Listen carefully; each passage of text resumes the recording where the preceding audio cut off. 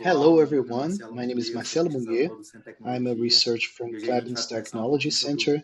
Today, we're going to talk about biorefinery with Professor Luiz Ramos. He was a full professor at the Federal University of Paraná until 2019, and now he's a senior professor for the postgrad programs of chemistry. He's very experienced in biomaterials, biofuels, and inputs for oil platforms. So I'd like to invite him to talk a little bit about this topic. Welcome, Professor. It's a pleasure to be here. Well, Professor, given these themes that we're going to be talking about biomaterials, biorefineries, inputs, can you talk a little bit about to the people in Klabin, what is a biorefinery? In our industry, both the agro-industrial and the agri-forestry sector. I believe the answer starts in recognizing that you're already in a biorefinery. The cellulose and paper sector maybe has been a pioneer in this concept in trying to pluralize what can be generated with biomass, in this case, wood more specifically. But also, it can be extended to other inputs and other raw materials, as we all know. So the biorefineries, first of all, must be understood not as a process, but as a set of processes. Why do I say that? Because, in fact, when you think about basic concepts of green engineering and green chemistry, such as low carbon footprint, sustainability, it's easy to perceive that this concept is very plural, and that it's the basis of something emergent in our society, which is the bioeconomy. There are three kinds roughly of refineries. One that depends on one raw material and generates one product, which is now doomed to disappear in the future. There are those that use one raw material but can pluralize the products that they produce. Usually those products have a more bulk aspect. They have more market but less added value. And other products that has a smaller market, but the market's still evolving, but it has a much greater added value. The third generation of refineries, which we're trying to implement, and what is Klabin's trying to implement, allows the different inputs of different raw materials, and it has the condition to intake different kinds of inputs, and besides, it can also supply different products as a result and serve not only the bulk marketing, the commodities market, for instance, but also smaller markets that have a much greater added value that justifies the existence of this biorefinery. That's exactly what we're understanding that Klabin's doing. Klabin is a centenary company that has products, and they're trying to do this, bring new products using our great biomass, the forestry, wood, leaves. And when we think about the future, we also think about what you mentioned about sustainability. We see that our unity here in Puma has been implementing a process of gasification of biomass focused on burning to create renewable energy. So what is your vision, Professor Luiz, about these products for gasification, for burning? And what can we do with the products of these processes, the products of this process? This question is very plural as well. So I'll divide my answer. Actually, your question has already been divided. There's a difference between the using of products and the co-products. Regarding the energy, there's not enough, not much to be said. The technologies exist, and the energetic independence based on biomass is a reality that allows the company to have an energetic independency that is very important. Besides, with this activity based on biomass, you can enter a more virtuous circle. And so you can plant the carbon that you use roughly, because of course this doesn't add up in the end, but in any case, regarding the energy production, it's very clear that Klabin's decision is very much important to it. And besides, what we can do with the products of this, you can assume this concept of biorefinery in its plenitude, because you produce, you're already creating a very important product, an essential product for you, which is energy. And your process already demands a lot of energy. But what if you also imagine that part of the product of this synthesis gas produced in this refinery can also be converted into products of high aggregated value? Now, going back to this part of the market that maybe is not very large but pays a lot more. So let's go back to the hydrocarbons in general. It's a very hot topic right now. The synthesis using Fischer-Tropsch technology, using synthesis gas to produce products such as the green diesel. The green diesel has now been regulated in Brazil. The national agency in Brazil is in the final stage of this homologation. And this is one of the routes, among others. And not only that, but you can also take into consideration this concept regarding hydrocarbons, but you can widen this vision, for instance, to a simpler molecule such as methanol. We all know the importance of methanol to Brazil, and also in your work environment. We can also take into consideration pharmaceuticals, biologically active molecules. So this field is absolutely unfathomable. There are means to do that. I'm not sure if I'm taking too long to answer this, but this morning I was discussing in a meeting in a group regarding PTX technologies, which in English means power to X, in which X can mean anything, just anything. It is the potential to transform air, CO2, into consumer goods. And this air is a little bit connected to the synthesis gas, and it's also linked to the CO2, because even if you burn, remember this, even if you burn the synthesis gas to create energy, you will have also CO2 emissions in your plant. And in your vision of biorefinery, if you have a sink to collect the CO2 produced and transform it into consumer goods, you are capturing CO2 from the atmosphere, you're using it, and you are generating an alternative of greater economic gain to the company.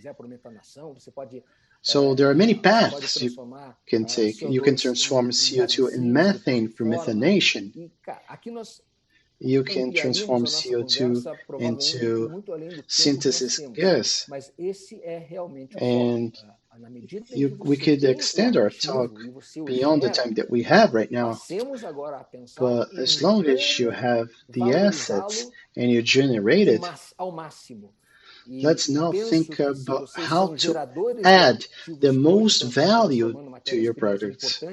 And I believe that if you generate assets that are now becoming important raw materials for the transformation industry, and I mentioned CO2 itself, which is a reality to Klabin, and it's in the interest of the company to reduce its emissions. Certainly, the future holds very interesting possibilities if the company opts to follow this path beyond what is already doing with gasification.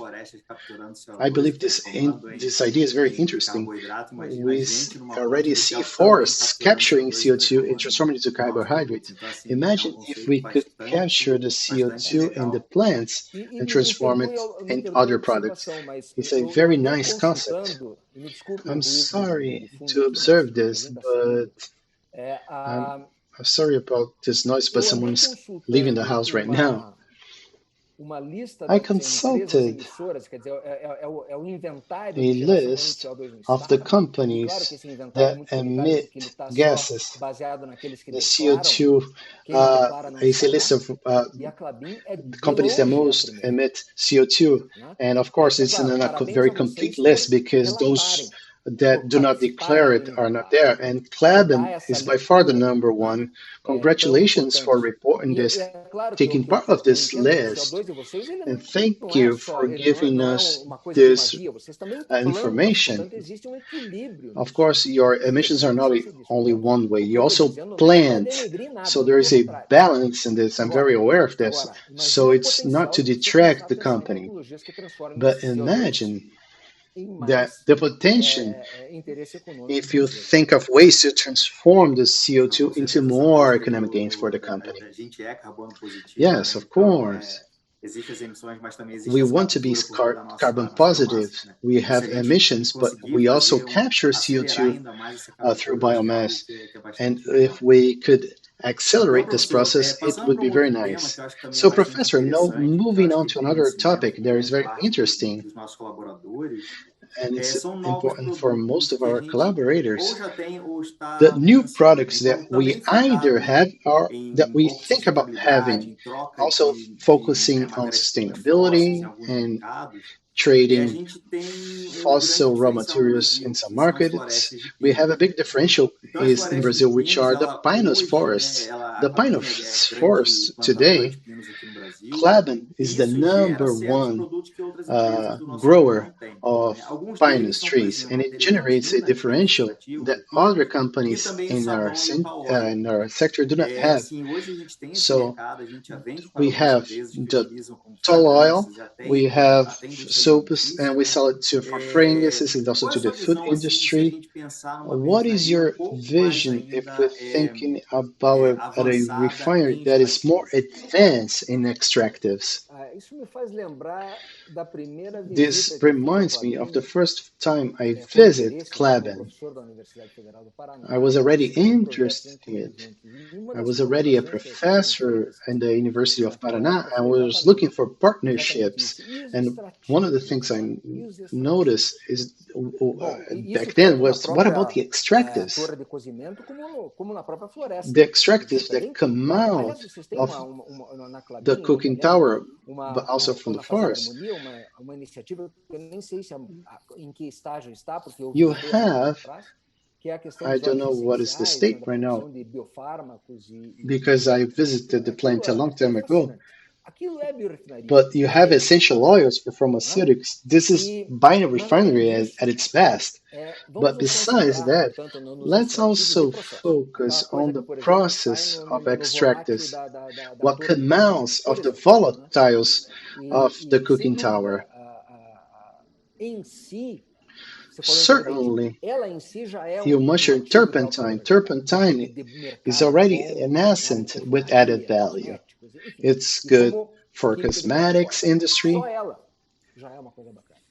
Only turpentine is already a nice thing to have, but of course, the functionalization of a molecule like that and the search for other molecules that are more viable to add value, well, that would certainly open new doors. You mentioned tall oil. Tall oil has 55% of grease you have in gasification plants. So you produce hydrogen. If you combine that hydrogen with this greasy material, you create the possibility to add an immense value to these organic molecules that are part of the tall oil. Tall oil is very rich. For many years, people said, "Oh, we do not focus on tall oil because it's a very small part of it." But if we're talking about the scale of Klabin, the scale is huge. So you should think of ways of adding value to it. Also, once again, the rosin acids that are present in these fractions are great inputs for a beautiful organic chemistry that will lead to products that maybe or not are for the direct use of Klabin, but it would be nice to have it on the market. I hope that this opening must be open to good research groups that study the valorization of tall oil to maximize the potential of adding value to it. Klabin today already has this concern regarding the fraction extractives in the process. Certainly, we must think that the Puma Unity already has gasification. It has a tall oil plant, so maybe in the future we'll have an integration, and that would be interesting. Great, and it's something linear. The marriage between those two links are is linear, and it would certainly lead to good products. Very nice. I was thinking when you mentioned this part of pharmaceutics, we have bioclabin today here in our sector. We're actually trying to develop new products for this initiative. So, Professor, I'd like to conclude with a new product that we have been developing at Klabin. We have a plant extraction of lignin that started in 2019, and we have several initiatives, even in partnership with UFBR. So I'd like to talk a little bit about lignin and the possibilities that we have. So a very brief example so that we can conclude our talk. First of all, I'd like to be part of the groups that are developing new products based on lignin for Klabin. Our view regarding lignin right now is very different than the one that we had for several years in this industry. Every time we hear and we talk about lignin, we hear a famous phrase, from lignin you can take out anything except money. I used to hear that in the beginning of my education, in the beginning of my PhD, and this was used to be very present in our talks for many years, even discouraging some researchers and studies. We had a congress in Brazil called International Symposium for I don't remember right now what age does what person, I can't remember. And it was a biorefinery congress for lignin, and Klabin was one of the partners. You have organized one of those congress, and on this congress, and this congress didn't go any further because it didn't make sense anyway for people at the time, but we were mistaken. The most optimistic scholars were not heard. We have predominance in this sector because this Congress used to be exclusive for the studies of lignin. And now you can say that from lignin, you can take out anything. But naturally, there is an economic issue and an issue of viability. And I'm sure that many of those economic barriers have been taken down already. We have demonstrations of that all around us. You can hear, for instance, Orlando Rojas, which is a very predominant personality in this area of innovation, this area of study, and abandoned a little bit carbohydrates and focused on lignins, especially on specialized lignins and lignins combined with celluloses, generating products with amazing products such as barrier products, hydrophobicity, the functionalization to eventually anchor chemical the functions that can include new products, including for paper, but also in the textile industry. This has gained such a momentum in the world right now that no organic chemist can say that they're not impressed or fascinated with the innovations and the new markets that are opening and the new windows of possibilities that lignin are bringing today.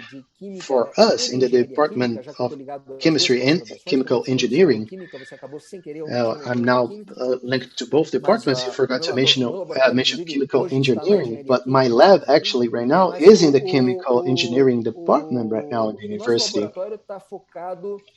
In our lab, we are focused on first the production of additives for aviation fuel based on rapid lignin pyrolysis and hydrotreatment because you preserve much of the thermal thermostatic of this product because the fuel has to be burned in the skies in less than 50 degrees Celsius. The biofuel cannot freeze. So we're working on that and we'd like to work more on that because the student that was conducting the study graduated and no one continued. So regarding lignin, you have heard something about in your congress, and I did a keynote speech not too long ago here in Curitiba. We also been working with the concept of fractioning,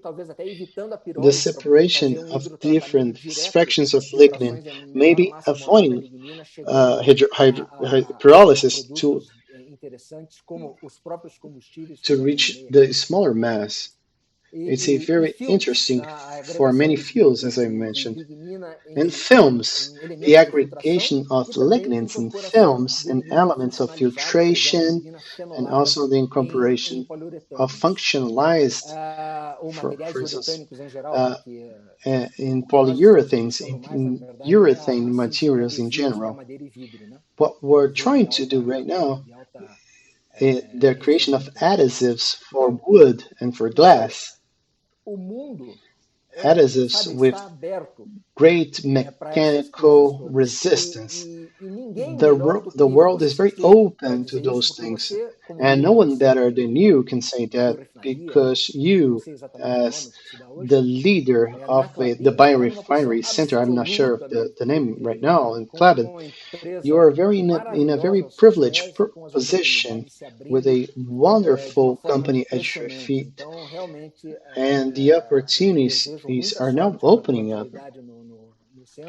I wish you a lot of luck for your activity in the center, and within our abilities, you can be sure that we'll always be open and almost anxious to collaborate with Klabin. For sure, Professor. I believe we have a lot of potential. We have some works in progress in partnerships, and it's important to remember to the people at Klabin that we have two innovative products based on lignin, crafted penis based on pinus. We have a lot of things going on, and there are other ongoing works. So we'll probably have new products and new markets for us.